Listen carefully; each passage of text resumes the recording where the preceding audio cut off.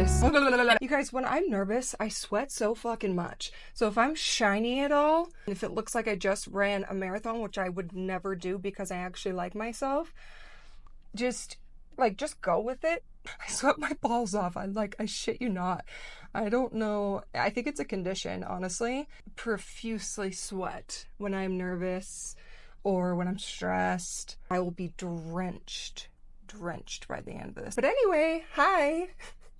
My name is Cindy. Welcome back to my YouTube channel. I feel like I'm 12 again because I asked for a video camera for Christmas and I got one and I was obsessed with it, and I'm heartbroken because all the tapes were got destroyed. I don't know, I did something wrong on it and I don't have any of that footage anymore, which is so sad because I had some really great things that I recorded. I would set up hidden cameras in my house. Thank you so much for all of the support and love on my last video. You truly do not know how much that means to me. I need to specifically shout out to Miss Samantha Shelley of Zelf on the Shelf because she promoted my video and it gained a lot more traction because of that. So Sam, I love and adore you. I've been friends with Sam for over 10 years, which is wild. We met when we were still very Mormon. I was dating my future husband, now ex-husband. Just crazy how life works, you know? What a cheesy thing to say. Anywho, I want to get more into my dissociative identity disorder, which is really nerve-wracking because I'm still very much learning about it, learning how it affects my life, learning how to cope with it, learning how to survive and thrive in the world with this disorder. So my thoughts might be kind of jumbled, but I'm excited to talk about it. I want to create more of a conversation about having D.I.D. And I have been keeping up way too much with all of the P. Diddy drama. Not drama, just honestly, it's despicable. It is horrifying just hearing, the allegations. I usually ignore that type of content or news because it's very triggering for me. And I've been watching a lot of videos that Allie Carter has, either old videos of her resurfacing or more recent ones. I get so confused on TikTok lately because nothing has a date, and then you look and you don't even know what source it's coming from. So it's all kind of confusing. And anyway, but I've come across a lot of Allie's videos, and this one where she talks about having D.I.D, which really caught me off guard because it's very rare for me to meet or hear about other people's experiences having D.I.D. And then I was like, duh, it makes so much sense. She experienced a lot of childhood sexual abuse, so intense. And while our situations are very, very different, just listening to that has really inspired me to talk more about this. Formerly known as multiple personality disorder, this disorder is characterized by alternating between multiple identities. A person may feel like one or more voices are trying to take control in their head. Often these identities may have unique names, characteristics, mannerisms, and voices. People with D.I.D. will experience gaps in memory of everyday events, personal information, and trauma. Women are more likely to be diagnosed as they more frequently present with acute dissociative symptoms. Men are more likely to deny symptoms and trauma histories and commonly exhibit more violent behavior, rather than amnesia or, how do you say this, fugue states. This can lead to elevated false negative diagnosis. I first heard about D.I.D. through my cousin. So this was back, kind of when I started going to therapy really consistently, and I was talking to my cousin, and she has DID, a different form of it, because I know that there's different forms of dissociative disorders, but she kind of brought it up. She said, like, I don't want to cross any boundaries that you don't want me to, but I don't know, like maybe you have DID. Like I would look into that. At that point, I'd been seeing my therapist for like 2.5 years. So she knew me very, very well. And when I brought it up to her, she said, you know, Cindy, I've been thinking this for a while that you might have this, but I wanted it to come up naturally and I didn't want to force, you know, a diagnosis on you. And something that she did that I really appreciated, you know, she explained to me that, and something that I have heard about DID is that it is very hard to diagnose because a proper diagnosis requires a lot of observation of someone, to see, you know, if they switch in and out of personalities or parts, as you will learn that that's what I call my different personalities. I call them parts instead of alters, which I know is common for people to refer to them as. So I brought it up to her, and then the next session, like we did an entire diagnosis. She asked me a ton of questions, and lo and behold, yes, I absolutely have DID. That like blew my fucking mind. It's not just like a simple diagnosis. Anything that I share about this disorder, like things might be inaccurate, I don't know, but this is just what information that I've gathered over the last few years. If you have DID or you're a therapist or something and you're watching this, feel free to correct me in the comments. Feel free to share other sources. I'm so open to that. I have been incredibly privileged with the mental health support that I have received over the last few years. And when I went to treatment, I went to an out-of-state treatment center, and a few of you were asking, you know, if I could share the name of the treatment center that I went to or other recommendations for other centers, and I absolutely will do that. I'll link them in the comments. But I went to a very bougie treatment center, like very bougie, like celebrities went there. There were a few celebrities there when I was there. So I definitely want to recognize my privilege in the help that I've gotten and the resources that I've been given. So while I do want to recommend those centers, like it was expensive as hell and I didn't pay for it. Like my dad paid for it. So I will completely own up to that, and I don't want to pretend like this kind of help is readily available to everyone. Because if I didn't have help, I would not have been able to do it. And that's kind of also, I think, a reason why I'm so drawn to sharing about it, because I know that these resources aren't accessible to everyone, and so I love to share, you know, things that I've learned, hoping that it can help somebody else, you know, all that. I was also diagnosed with complex PTSD. My therapist diagnosed me with that like pretty much from the get-go, because that's a little bit easier to diagnose. So a lot of my symptoms kind of overlap, and I'm still understanding where each one lies. And honestly, I don't think it really matters if I can label, oh, that's my DID, that's my PTSD. It just matters that I'm confronting these things and trying to gain more understanding of it. When I went into treatment, I didn't know the full extent of how DID was manifesting in my everyday life.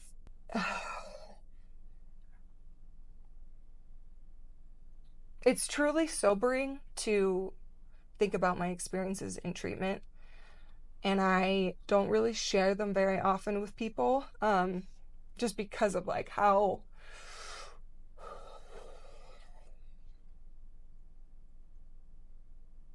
it was just very, very intense.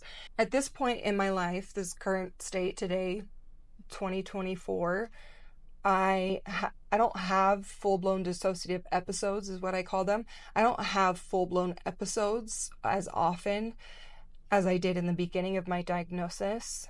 But in the beginning, it was just like someone had just ripped me open from the inside out, and just my guts and my brain and everything was just scattered on the ground, and I was trying to pick up the pieces and trying to make sense of it.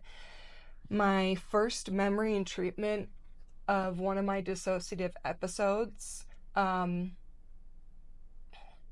watching this back and I am fully dissociating here.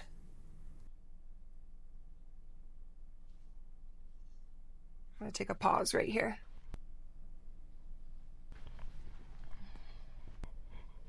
I kept a really detailed record of my time in treatment, and so I have my journal, and I have not read this or opened it in well over a year, so it might bring up some emotions. June 5th, 2021. First night. How the hell did I get here to this point? It feels like I'm dreaming. Hard to feel like this is real. The food is decent, average. The desert is beautiful. I have no clue what tomorrow will bring. Nervous, excited, worried. What if my trauma isn't good enough? What an interesting question to ask myself or ask the universe. What if my trauma isn't good enough? As a childhood trauma survivor, I just doubt myself constantly, and because I had to keep the secret of my abuse for so long, I gaslit myself until I realized that it was legitimate. And even still to this day, I wonder, like, oh, are my experiences valid? It's a lot better now, but at the time I was like, am I even supposed to be here? Like, is this gonna be worth it? Like, am I gonna be worth people's time? Which is just crazy. My next journal entry, I wrote, happiness is triggering for me. Growing up LDS, we were told to be happy, talked about sorrow and shit, but the goal was always to get back to happiness. Fuck that.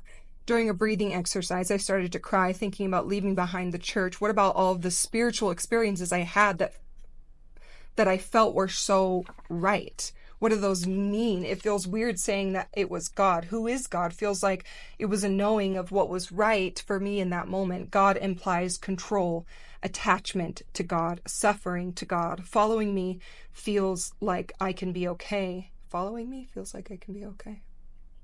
Following myself feels like I can be okay. Following God feels like I'm in trouble.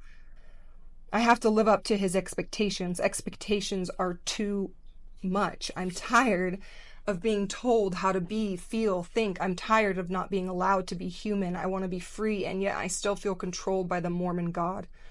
The Mormon God chose my worth, my status, my thoughts, my choices, my clothing, my drinks, my language.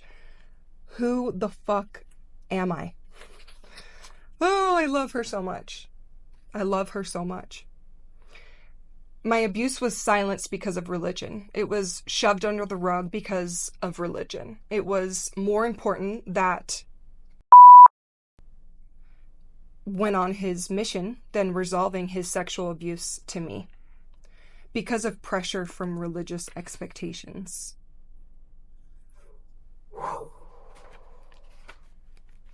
Shit. Okay, this is a bit dark, so just brace yourself, and if this topic is kind of triggering, just feel free to log off and not watch the rest of it. But I wrote June 8th. I recently realized, today, that my abuse happened next to a bed. This is why I get anxiety before going to sleep. I also keep getting a memory of being sexually abused in a bed. This makes me feel sad, grief, also maybe a little relief in knowing a reason for why I struggle with sleep so much. I feel numb, disappointed, worried that I won't be able to comfortably sleep in a bed again or feel safe in a bed. I'm angry it has taken me this long to figure it out. It seems so obvious. I'm tired. I'm angry that I've never been able to get restful sleep because of that. I'm so, so mad, and it's just not fair. A child shouldn't have had to go through that. It's not fair. A few of you asked about medications while we're on the topic. Going into treatment, I don't even remember what medications I was on, but it was only like probably one or two, if that. But during treatment, I had, an entire team taking care of me and developing some sort of, plan to get me more stable. That was the goal of leaving treatment, just a more stable individual. But so during my time, I met with a psychiatrist, and I also did a naturopathic program. So I had a psychiatrist and then a naturopath working to help me know like what supplements to take or what medications to take. I am on a shit ton of meds. I'm just going to say that. I'm on at least 7. And they all help with, my anxiety, my complex PTSD, my dissociative identity disorder. I remember someone asking, like, is there a specific medication that helps with D.I.D? I don't know if there's one specific medication that is mostly recommended to people with D.I.D, but I am on, I take clonidine, for example. In treatment, I took, what's it called? Clonopin, I think, Clonopin. I took that in emergency situations when I was having a really intense episode and was having a really hard time grounding. That is a narcotic, I think. I'm gonna correct myself because I'm not totally sure. Clonidine, Zoloft, lamotrigine, and obviously like my concoction has changed over time. I take mirtazapine for sleep, which I had never heard of. I tried a few different sleep medications while I was in treatment. I tried, what's it called, trazodone, which was so fucking awful. I did not like it because the following day I felt just in a haze, like just so cloudy and foggy, and I already feel like that, completely sober and unmedicated. So to have a medication just kind of exacerbate that, like, it was fucking rough. So then I got on mirtazapine, and that was way better solution for my sleep issues.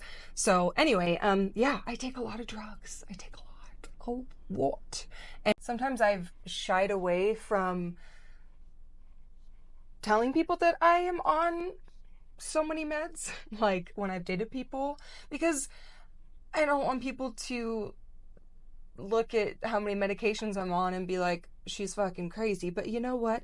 I am a little crazy. And what is crazy? Honestly, crazy is an objective word, mostly seen as negative. But yeah, my brain is fucked up, and for a really good reason. Still working through the shame in the medication department. Oh my god. So, my first dissociative episode in treatment, I remember being in a workshop or a class, and I don't even remember what the topic was, but I started making a pretty serious connection between something that I had experienced as an adult, that was sexual coercion, and that, like, I left the class early, and then I went to meet with my psychiatrist, and I just remember experiencing just tunnel vision and rage and anger. I went to meet with my psychiatrist, and I went in there, and he could obviously just tell how distraught I was, that I was triggered as fuck. And he said, how about we go for a walk? I said, okay. I was so angry. And I wasn't there. I was not in the present moment whatsoever. I remember pacing with him around the campus, it wasn't like a huge campus, but I remember there's like this path that kind of went in a circle around the different lodges and buildings. And I was just like marching, and he was out of breath trying to keep up with me. He eventually said, why don't we go take your Klonopin? I said, okay, fine. Bless him. Like, he was so gentle and so understanding, and I was just so angry. I had a major mental breakdown. Honey, it's more than a mental breakdown. And then another giant one later in the afternoon. It was the scariest experience of my life. I was raging in the lobby like King Kong. It was terrifying. I was kicking and screaming. I ripped off my shirt at one point. I punched my fist into the wall. I was flipping the fuck out. When you walked into my lodge that I was staying in the middle of the lobby was like the reception desk.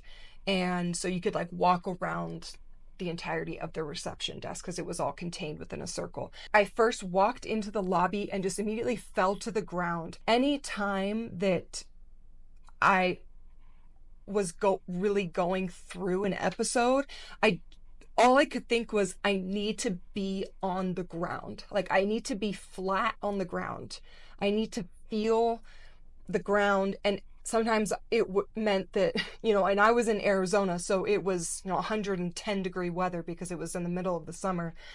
And I would just drop to the ground, the boiling hot ground. In this case, it was in the lobby. I was pounding my fists, and I remember kept saying, like, it's not fair, it's not fair, it's not fair. I fully went into my child part, and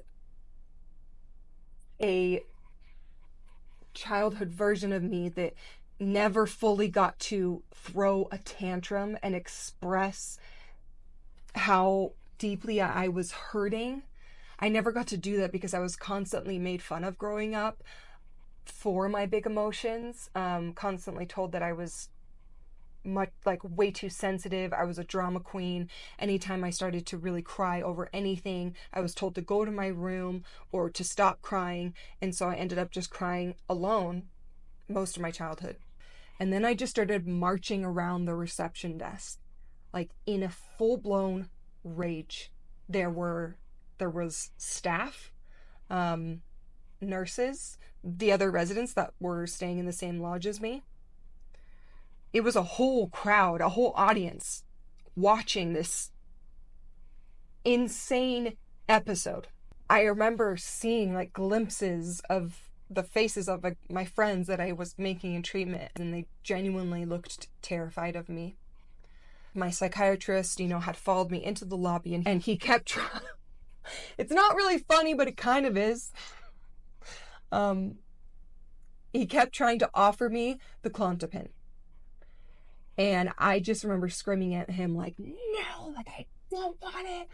Like, it's not fair. I had a psychiatrist and then a regular talk therapist. I remember her showing up. I don't even remember her walking into the building, but she showed up. They obviously called her to come in like as reinforcements. They, I think, eventually cleared the residence. Right before, my psychiatrist had offered, it was either a psychiatrist or a nurse, had offered me a bag of ice, because ice and like really cold things helped during those episodes to ground me. I remember one of them offering me a bag of ice, and I took the bag and I fucking chucked it down the hallway. Like, chucked it down the hallway. It spilled open everywhere. Ice was just like sliding across the floor. And then I remember seeing my therapist at the end of this hallway, and she had essential oils. And she was just trying to shove them up my nose, like, Cindy, Cindy, Cindy, it's Debbie. Like, I'm here, I'm here, I'm here. I smelled them for a second, and then I kept marching and marching. And I kind of came to a few times, and I just remember realizing, like, oh, these people are scared. Like, these people who are witnessing me in this episode, like, they're scared of me, which scared me. I was scaring myself in the process.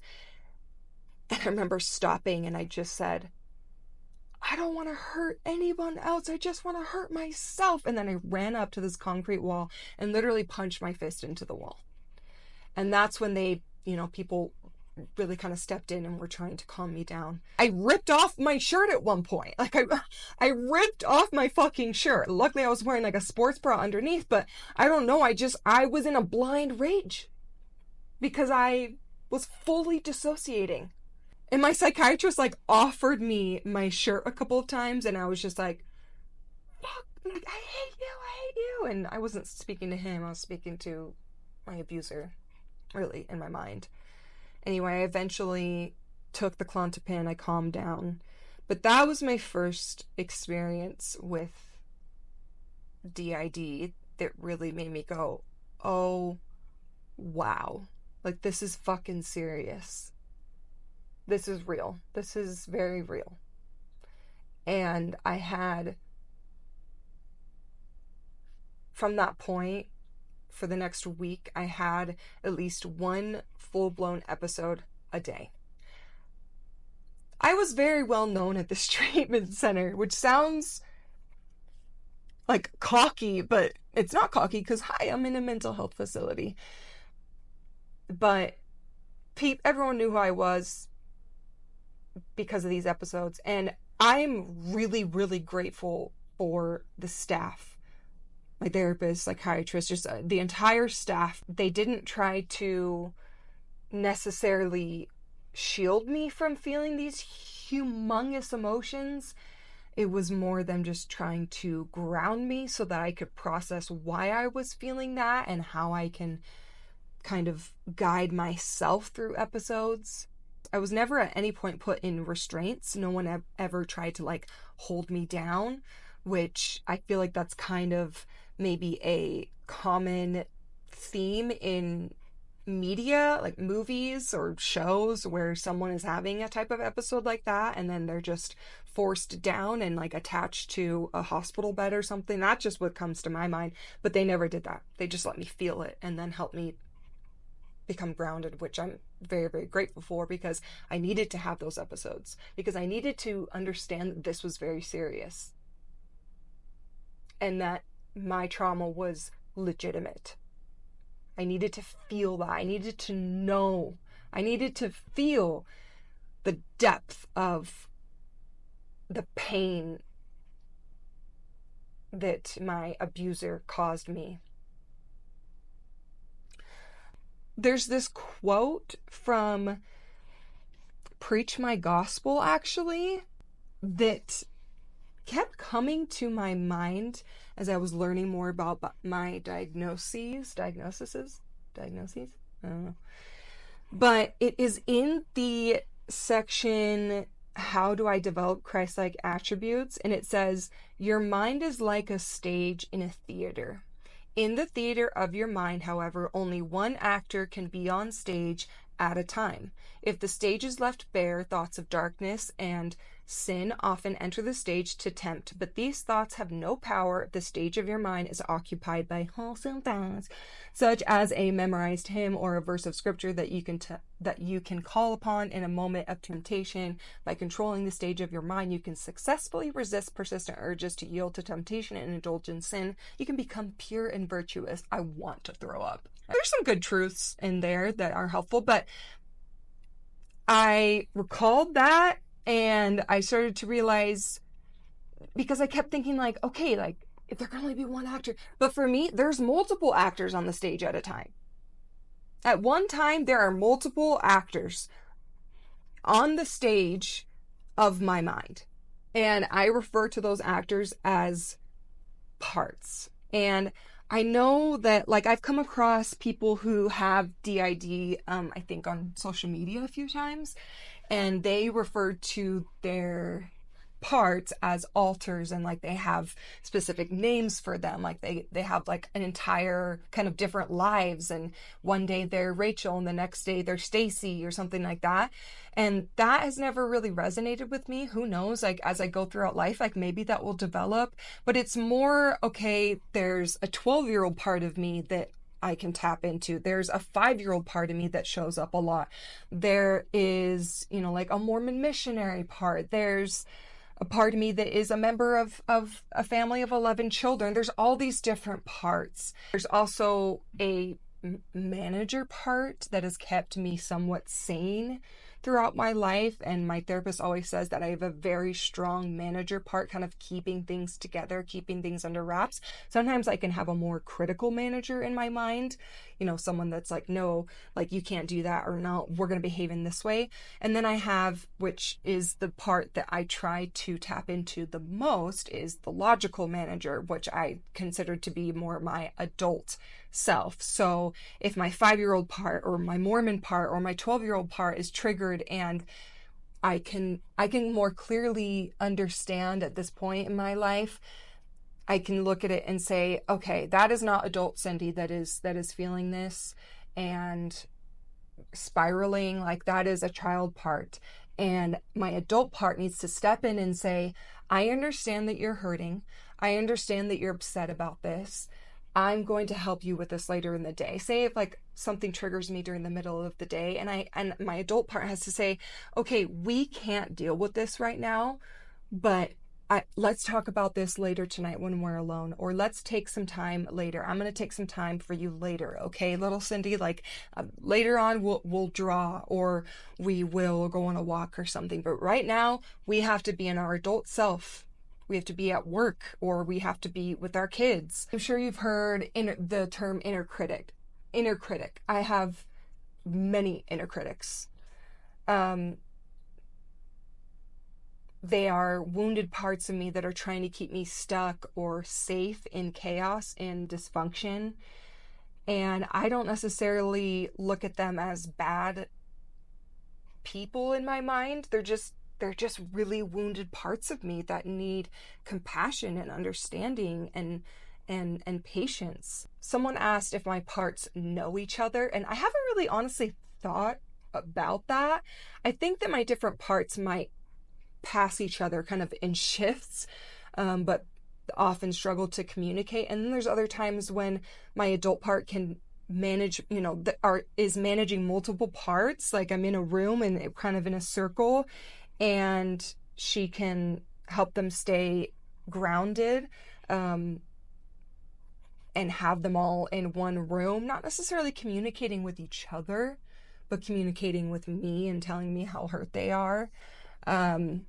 So I don't know if my parts necessarily know each other, but I mean, they have to, because all of my parts are part of a greater whole. And the main purpose in therapy and working through all this is for me to feel more like a whole person, which is why the idea that I have alters, or like completely different names for my different parts, different personalities, different likes, different dislikes, which there's definitely elements of that in my parts, but it just feels like a more segregated human being. And I want to feel whole. Like I want to feel like my different personalities are working together to form a whole complete person. And of course, like I don't think that I will ever be fully complete as a human being. I don't know if that's possible, but I'm trying. And I feel more and more complete as time goes on and as I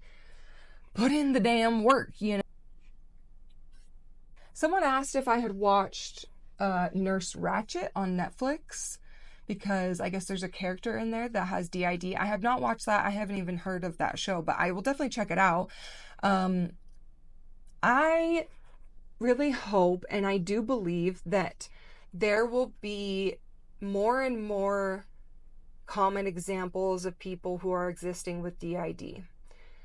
It is not as commonly spoken about as, bipolar or borderline personality disorder or anxiety or depression, schizophrenia even. That's another really misunderstood mental health condition. But